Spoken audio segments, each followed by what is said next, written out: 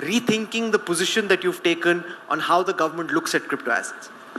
Only because we were from the beginning saying that we are not against the distributed ledger technology, but we still want to know where the transactions are happening. We brought in the TDS. हमारी finance minister तो aggressively बोल रहे हैं कि हमको जहाँ कहीं भी दुनिया में ट्रांजेक्शन हो उसकी खबर दो और उसके बाद फिर उस पर टैक्स कटवाओ, और जब कभी ये एक्सचेंज आपसे धोखा कर जाएं, आपका पैसा हड़प लें और आपका पैसा बेईमानी कर लें और देने से इनकार कर दें और तरह तरह के बहाने बताएं, तो वहाँ पर गवर्नमेंट कोई भी स्टैंड ना ले। इवन एक सिंगल ट्वीट गवर्नमेंट की तरफ से नहीं आया आज तक का। पूरा साल करीब करीब बीतने जा रहा है, लेकिन यहाँ पर गवर्नमेंट की तरफ से एक सपोर्ट तो छोड़िए, एक सिंपैथी नाम की ट्वीट नहीं आई। खैर, अभी हम लोग बात करने वाले हैं क्रिप्टो के सबसे भले मानुस के बारे में, जिसका नाम है निश्चल शेट्टी। और उसने अब तक का क्रिप्टो के बारे में इतनी ज़्यादा गालियां खा चुकी है अपनी सोशल मीडिया पर कि उसने अपना पूरा कमेंट बॉक्स बंद कर दिया है। ये पूरा ठीक सबूत है इस बात का कि एक्चुअल में निश्चल शेट्टी क्या है, गलत हैं, सही हैं। ये एक छोटा सा सबूत मैंने उदाहरण दिया। इस तरीके से हज़ारों उदाहरण आपको सोशल मीडिया पर लोग दे रहे हैं और मैं उन सब का एप्रिसिएशन करता हूँ, क्योंकि यहाँ पर वो एक बहुत बड़े अपना कंट्रीब्यूशन दे रहे हैं, अपना समय दे रहे हैं, अपनी सोशल मीडिया पर उस चीज़ को बार बार पोस्ट कर रहे हैं। ये एक बहुत बड़ा काम है, क्योंकि यहाँ पर बहुत सारे ऐसे लोग लगे हुए हैं जो बहुत इनिशियल स्टेज पे शुरुआत की, क्योंकि वजीरेक्स इंडिया का सबसे शुरुआती वो एक्सचेंज है जो काफ़ी पॉपुलर हुआ, जिसमें हर एक लोगों ने अपना वो पैसा लगाया जो इम्पोर्टेंट था, ये सोच के कि आज अगर हम 1000 लगा रहे हैं, कल को ये शायद 1200, 2000 या उससे भी ज़्यादा होकर मिले। मतलब हर एक की ने एक उम्मीद के साथ वहाँ पर देखा। और ये अभी का नहीं है, ये तब का है जब मार्केट पिछले बुल रन में पीक पर थी। मतलब लोगों ने काफ़ी ज़्यादा पैसा लगा रखा है, उसके बाद मार्केट ड्रेन हुई, वो पैसा कौड़ियों के दाम हो गया, मतलब लाखों का कुछ हज़ारों में कन्वर्ट हो गया।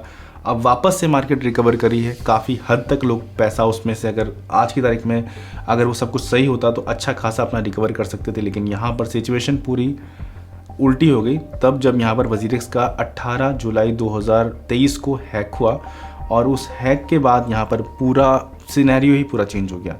और उस समय जब ये हैक हुआ तो निश्चल शेट्टी को सिंपली ये करना चाहिए था कि लोगों का पैसा जितना बचा हुआ है एटलीस्ट उसको रिलीज़ करो, और उसके बाद जो ये ड्रामा कर रहा है ना वो करता, हम सब उसको भगवान मानते। लेकिन वो उस कैटेगरी में रहने लायक ही नहीं है, क्योंकि वो आज की तारीख में जानते हैं क्या कर रहा है। मतलब आपके सामने कल एक स्क्रीन आ रहा होगा, एक स्क्रीन पर आपको 2 ट्रैक दिख रहे होंगे। पहला ट्रैक ग्रीन कलर का है जो कि उन्होंने दर्शाया है, और दूसरा ट्रैक आपको लंबा 2030 तक का दिखा रहा है। इसका यहाँ पर कहना है 2 पाथ 2 वेरी डिफरेंट आउटकम, 2 रास्ते जिन दोनों का मतलब अलग अलग निकलेगा, काफ़ी बड़ा अंतर निकलेगा। डिटेल में अगर हम जाएं तो यहाँ पर देखें, एक ये इमेज है और इस इमेज में सबसे पहले शुरुआत में वो इंसिडेंस लिखा हुआ है जिस तारीख को यहाँ पर हैक हुआ। हैक 18 जुलाई 2024 को हुआ था। उसके बाद 26 दिसंबर को उन्होंने सिंगापुर कोर्ट में सारी चीज़ें प्रेजेंट किया। उसके बाद यहाँ पर उन्होंने एक रीस्ट्रक्चर का प्लान बनाया, और अभी यहाँ पर आज की तारीख में जो सिचुएशन है वो ऑडियंस के सामने ये वाली खड़ी है, जहाँ पर वोट अगर आप यस करेंगे तो आप ग्रीन वाले चैनल में चले जाएंगे, ऐसा यहाँ पर इनका कहना है। रुकिए अभी समझिए पूरा एक्चुअल में सीन क्या है। अगर आपने वोट यस किया तो इनके हिसाब से ग्रीन कलर के स्ट्रक्चर में चले जाएंगे, और अगर आपने नो दबाया है तो यहाँ पर आप रेड के चैनल में चले जाएंगे। अब ये ग्रीन रेड चैनल इन्होंने खुद डिसाइड किया है, क्योंकि यहाँ पर ये ग्रीन चैनल का मतलब ये दिखाना चाहते हैं कि अगर आपने ग्रीन यानी यस दबाया तो आपको 2025 अप्रैल तक का हम एक नया प्लेटफॉर्म बना कर देंगे जो डिसेंट्रलाइज एक्सचेंज होगा। जो डिसेंट्रलाइज के लिए, क्योंकि यहाँ पर अब वो इंडिया का जो टैक्सेस का सिस्टम है उससे वो उलझना नहीं चाहते। अब वो चाहते हैं कि मैं पूरी ग्लोबली लोगों को फिर से बनाऊं बेवकूफ़, और लोग पैसा उसमें लगाएं, फिर से पैसा लगाएं, ज़्यादा पैसा लगाएं, ट्रेडिंग करें, और जो पैसा आपका है उसका ऑलमोस्ट 80% के आसपास, अभी एग्जैक्ट अमाउंट नहीं क्लियर है क्योंकि यहाँ पर बहुत ज़्यादा डिटेल भी नहीं है, तो यहाँ पर इनका कहना है कि 80% के आसपास आपका पैसा हम उसमें रिटर्न करेंगे। किस हिसाब से करेंगे, कैसे करेंगे भी कुछ क्लियर नहीं है। लेकिन ये जो ग्रीन चैनल है, ये ग्रीन चैनल आपके लिए नहीं है, हमारे लिए नहीं है। बाकी थोड़ा सा वेट कीजिए और मैं समझाता हूँ आपको। उसके बाद यहाँ पर इन्होंने बोला है कि स्टार्ट हो जाएगा, आपको एक नया डेक्स हम बना कर देंगे, और फ़ायदे क्या क्या होंगे लुभावने वो भी है, प्रॉफिट शेयरिंग देंगे उसमें। उसके बाद recover of liquidity wallet and asset stolen asset, कोशिश करेंगे जो एसेट नुकसान हुआ है उसको वापस किया जाए। उसके बाद अगर आप नहीं करते हैं, अगर आप अगर आपने बोला नो, यानी जो रीस्ट्रक्चर प्रोग्राम है उसको आपने डिसअप्रूव कर दिया, नॉट अप्रूव कर दिया, तो क्या होगा? Creditor need to wait for ownership distribute to resolve before any next step unclear and potentially an extended timeline. मतलब जो भी समय अभी लग रहा है वो बढ़ेगा और कितना लगेगा कुछ पता नहीं। जो भी डिस्ट्रीब्यूट को सॉल्व होगा वो तब तक होगा जब तक सिंगापुर कोर्ट इस चीज़ को अलाउ ना कर दे कि भाई ये जिनका है उनको पैसा दो। उसके बाद अगर आपका देर सवेर जैसे तैसे जब तक ये डिस्ट्रीब्यूट सॉल्व भी हो गया तो आपको मिलेगा क्या? Will be significant delay compare to restructuring फिर से ये करेंगे। उसके बाद will likely be in fiat.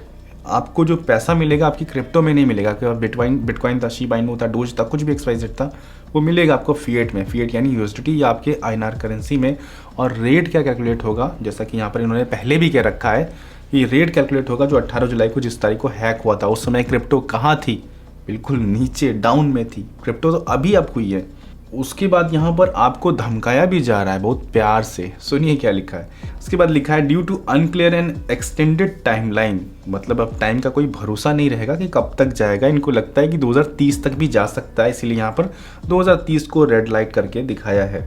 उसके बाद जो लिक्विडेशन होगा, लिक्विडेशन मतलब सारी क्रिप्टो को सेल करना, खरीदना, ये सब किया जाएगा, बैलेंस किया जाएगा। उस सब में बहुत टाइम लगेगा। Creditor are likely to miss any near bull run, जो भी बुल रन आने वाले हैं, मतलब 2028 का ही बुल रन आप मिस कर जाओगे, ऐसा यहाँ पर इनका बताना है।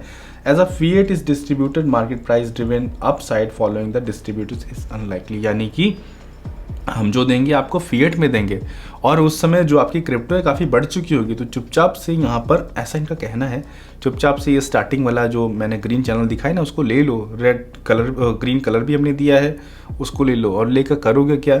इनकी जो आने वाली जनरेशन है उसको एक नया प्लेटफॉर्म दे दो ताकि वो उस पर अच्छे से सर्वाइव कर सके। इवन जब तक निश्चल शेट्टी जिंदा है बहुत आराम से चौड़ से जीत सके और एक नई इंस्टीट्यूशन के नए चीज़ों में अपने आप को as a CEO, as a founder पूरी दुनिया में घोषित करें।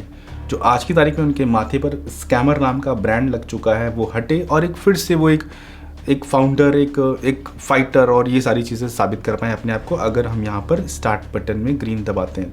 मैंने क्या किया वीडियो के एंड में आपको पता ही चल जाएगा, क्योंकि जैसे ही मेरे सामने ये चीज़ आई मैंने अपनी ऐप खोली और उसके बाद फिर वो आगे बताऊँगा। खैर, तो यहाँ पर पूरी चीज़ें साफ़ हैं कि अगर आप चाहते हैं कंट्रीब्यूशन करना इनकी पूरी होल लाइफ के लिए, तो अभी एक जो नया प्लेटफॉर्म डेक्स बनाने वाले हैं उसमें आप कर सकते हैं। अगर आप ये नो वोट दबाते हैं तो इसका मतलब ये हम कह सकते हैं एक कोर्ट में कि हम तो डूबे सनम तुमको भी ले डूबेंगे, उसमें आप जा सकते हैं। मतलब समय फिर भी विनर तो ये निश्चल शेट्टी ही हमेशा रहेगा, क्योंकि एसेट ऑलमोस्ट सारी यही यूज़ कर रहा है। कोई भी खर्चा हो रहा है कोर्ट का वो भी इसी से यूज़ कर रहा है और हर एक चीज़ यही यूज़ कर रहा है।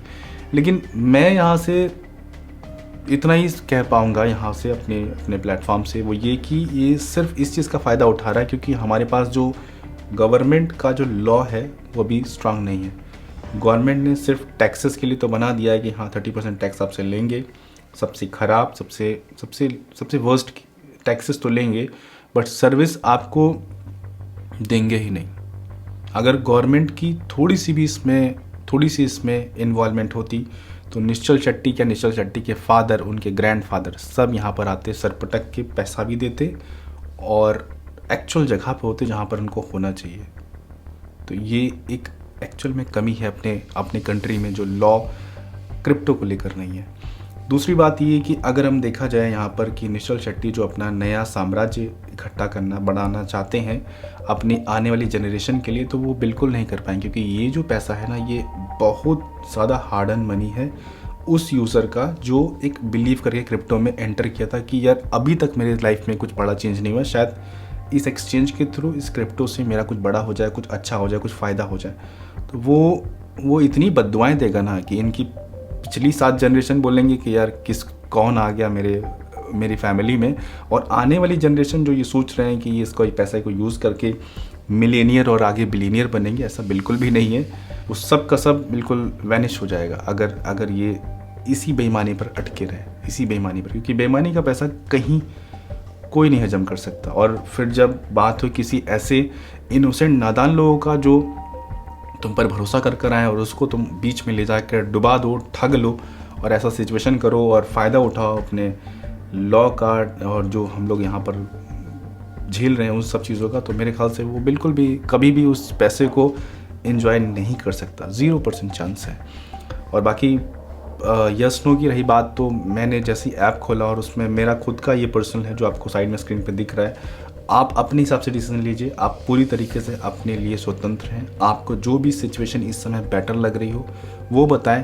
बाकी मुझे पता है आप मुझसे ज़्यादा समझदार हैं, आप मुझसे ज़्यादा अच्छे वर्ड्स में अपनी बातों कह सकते हैं, तो उसलिए नीचे प्लीज़ कमेंट कीजिए। तो आई होप दोस्तों ये वीडियो आपको पसंद आई होगी। वीडियो पसंद आई तो प्लीज़ लाइक कीजिए, सब्सक्राइब कीजिए। मिलते हैं नेक्स्ट वीडियो में। Thank you so much. और हाँ, प्लीज़ अपनी प्रतिक्रिया नीचे लिखिए ताकि और जो यूज़र देख रहे हैं उनको भी पता चल सके कि बाकी सारे यूज़र्स के मन में क्या चल रहा है।